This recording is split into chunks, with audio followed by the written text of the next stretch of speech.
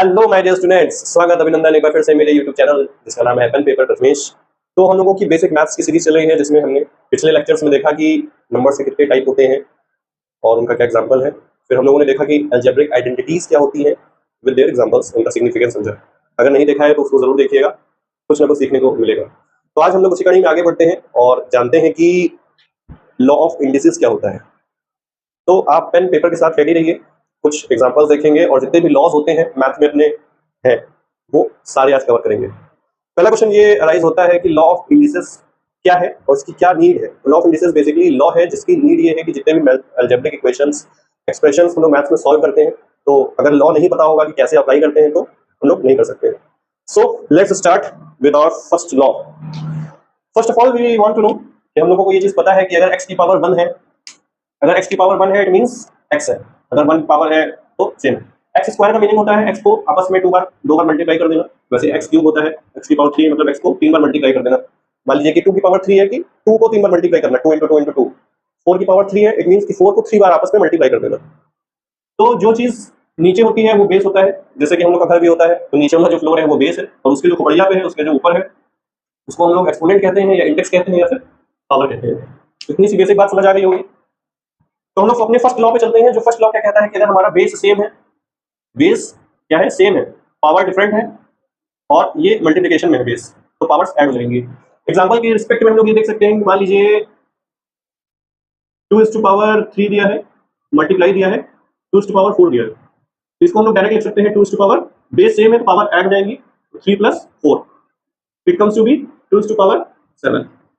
Similarly अगर कुछ ऐसा दिया है कि 2 is to power 3 into 4 is to power 2, इसको हम लोग पहले बेस सेम बनाएंगे, तो जो छोटा होता है उसी के रिस्पेक्ट में जनरली बेस बनाया जाता है। तो 2 की पावर 3 को मैग्नेटिस लिखेंगे, 4 इज टू पावर 2 को हम लोग लिख सकते हैं 2 का स्क्वायर, 4 को लिख सकते हैं, फिर लिखेंगे 2, ये हो जाएगा 2 इज टू पावर 3। जब पावर मल्टीप्लिकेशन में होती है ऐसे ब्रैकेट में तो डायरेक्ट मल्टीप्लाई हो जाती है, तो 2 हो जाएगा 4।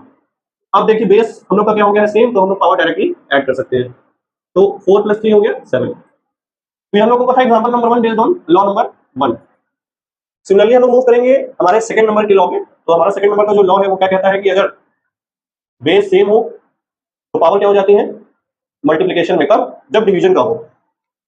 इसका बेसिक एग्जांपल हम लोग ये देख सकते हैं, मान लीजिए 3 इज टू पावर 5 दिया है और divide by 3 is to power 2 दिया है, तो हम लोग डायरेक्टली ऐसे लिख सकते हैं 3 इज टू पावर, न्यूमरेटर की पावर पहले लिखते हैं फिर माइनस डिनोमिनेटर की पावर, डिनोमिनेटर पावर है 2, तो अब 5 माइनस 2 हो गया 3, 3 की पावर हो गया 3, 3 की पावर 3 क्या होता है, इट मींस कि 3 को 3 बार मल्टीप्लाई करना है, 3 into 3 into 3, it will come as 3 3 9 3 27। एक और देख सकते हैं, मान लीजिए कि 5 इज टू पावर 3 दिया है और 5 इज टू पावर 2 दिया है, तो सिंपली ये क्या हो जाएगा 5 इज टू पावर न्यूमरेटर की पावर माइनस डिनोमिनेटर की पावर, 5 इज टू पावर 1 हो जाएगा। किसी भी नंबर की पावर 1 मींस वही का नंबर। तो ये था basic example based on law number second. ठीक है, अब हम लोग थर्ड लॉ पे बात करते हैं। तो हमारा थर्ड लॉ ये कहता है कि अगर किसी भी बेस की पावर नेगेटिव साइन के साथ है तो वो 1 अपॉन एक्स की पावर मतलब बेस की पावर पॉजिटिव हो जाता है। इसका हम लोग बेसिक एग्जांपल ऐसे देख सकते हैं, अगर मान लीजिए कुछ दिया है कि 2 रेज टू पावर माइनस 3, तो हम लोग इसको ऐसे लिख सकते हैं 1 upon 2 raise to power minus 3। तो यहाँ नेगेटिव पावर जो थी वो 1 अपॉन के रिस्पेक्ट में पॉजिटिव हो जाएगी, फिर इसको हम लोग फर्दर लिख सकते हैं 1 अपॉन 2 रेज टू पावर 3 होता है 8, हम लोग 1 अपॉन 8 लिख सकते हैं। सिंपल सी बात है। हमारा फोर्थ लॉ है जिसमें है x raise to power m फिर ब्रैकेट फिर n। बेस जब ऐसे रहे और पावर दो तो रहे तो आपस में पावर मल्टीप्लाई हो जाती है, पावर क्या हो जाएंगी मल्टीप्लाई। मान लीजिए दिया हुआ है 3 रेज टू पावर 2 फिर दिया है 3, तो हम लोग डायरेक्ट लिख सकते हैं 3 raise to power 2 into 3, multiply हो गई पावर, 3 रेज टू पावर हो गया 6। हमारा फिफ्थ लॉ क्या कहता है, फिफ्थ लॉ पे स्टार इसलिए लगा हुआ है क्योंकि काफी इंपॉर्टेंट है। एक्स रेज टू पावर, अगर कोई बेस है उसके पावर की जो पावर है वो भी है, मतलब कोई बेस है उस पर पावर चढ़ा है उसके ऊपर भी पावर चढ़ा है, मींस पावर का पावर होगा, तो हम लोग पहले पावर की जो पावर है वो सॉल्व करेंगे, ये ध्यान रखिएगा। जैसे एग्जांपल के रिस्पेक्ट में अगर हम लोग देखें कि 3 raise to power 2 raise to power तो 3, ठीक है। तो पहले तो इसका लेकर दो बच्चे दो तरीके से सॉल्व करते हैं। पहले क्या करेंगे, 3 की पावर 3 है, वो हो जाएगा 8।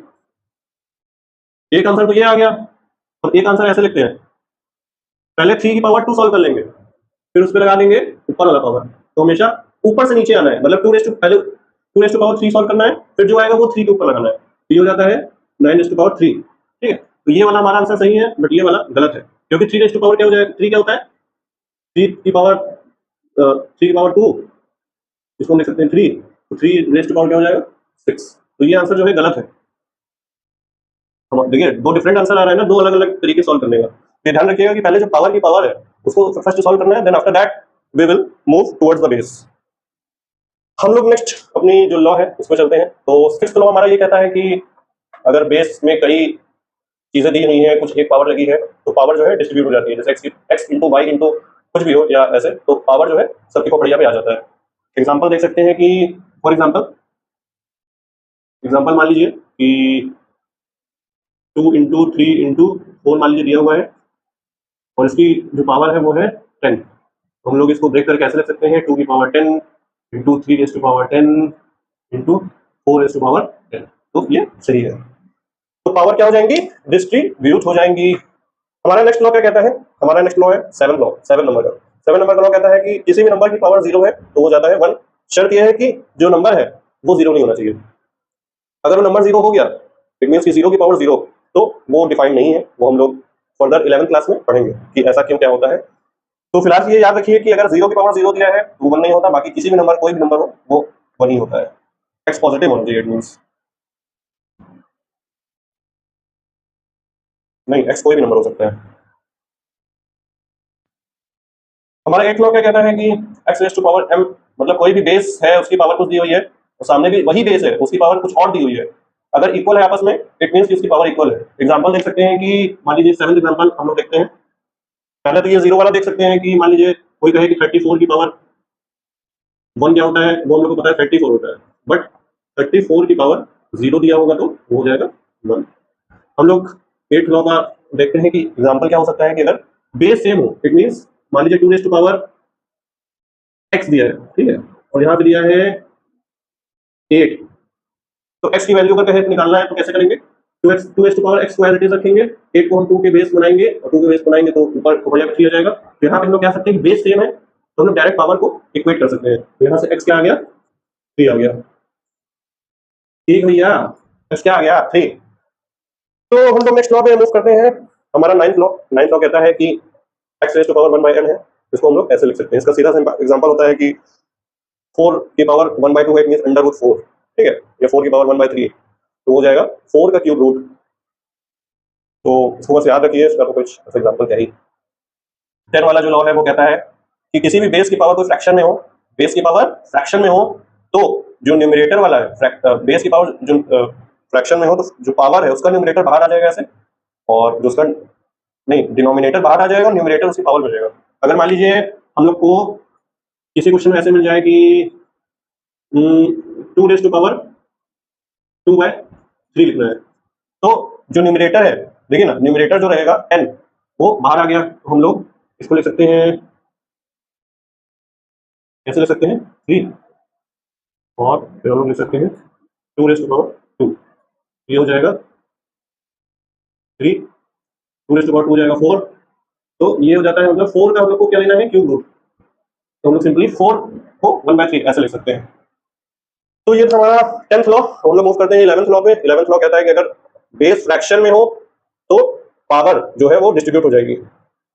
बेस अगर फ्रैक्शन में हो तो पावर क्या हो जाएगी, डिस्ट्रीब्यूट हो जाएगी।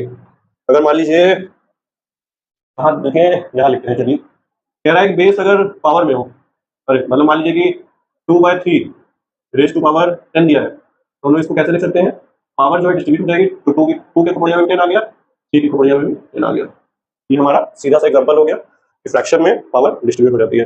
हमारा नेक्स्ट जो लॉ है वो है फ्रैक्शन में अगर नेगेटिव पावर हो तो वो भी डिस्ट्रीब्यूट हो जाएगी। एक्स पे क्या आ जाएगा -m, और डिनोमिनेटर में माइनस, मतलब माइनस में पावर, और न्यूमरेटर में भी माइनस में पावर। तो जैसा कि हम लोगों ने देखा था कि x की पावर अगर -n लिखा है तो 1/xn हो जाता है, तो वैसे ही हम लोग इसमें भी अगर बेस की पावर नेगेटिव है तो हम लोग इसको लिख सकते हैं 1 अपॉन बेस की पावर पॉजिटिव।